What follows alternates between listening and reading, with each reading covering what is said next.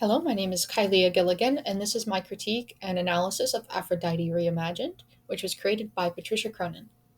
A little bit about the background of this piece. It was made by Patricia Cronin.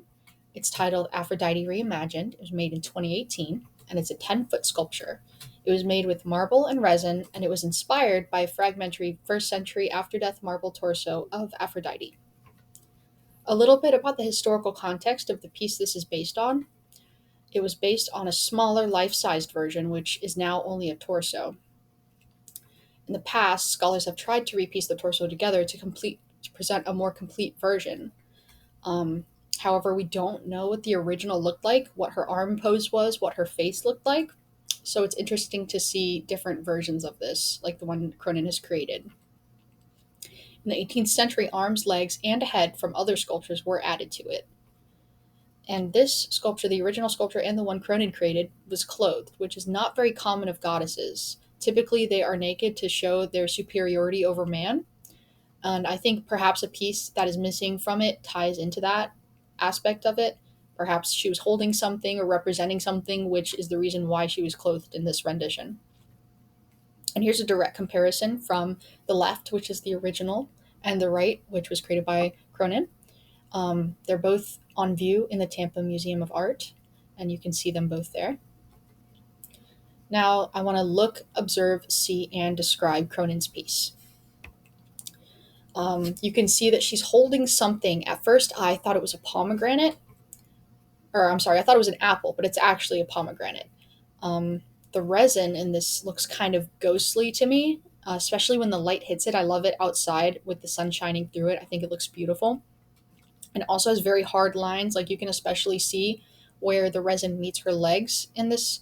You can see the hard lines from where they meet. And I think that might be tying into the message that's being told here. And it's also obviously very large, especially when it's on the pedestal here. It kind of looms over viewers, which I think is great. Now let's analyze it. I think the pomegranate has something to do with it because there's in the original there's no aspect of a pomegranate. That's something Cronin added in on her own.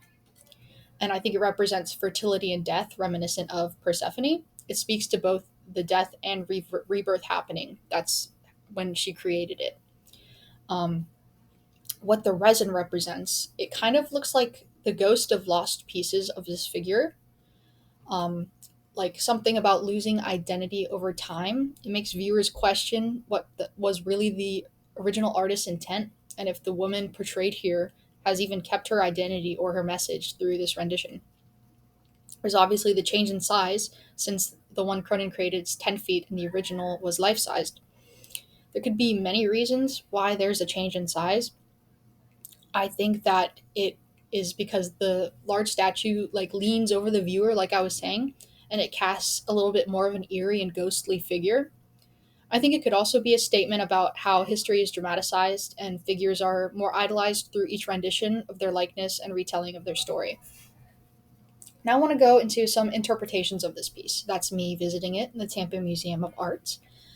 One perspective that I found was that a lot of people only want to see what was original and ancient and not modern interpretations or additions, which I think is kind of nice how Cronin has done this because it pays homage to the original statue, but also separates the original from the inspired, and those clear lines draw attention to it, and it draws attention to the artist's modern twist and the original sculpture,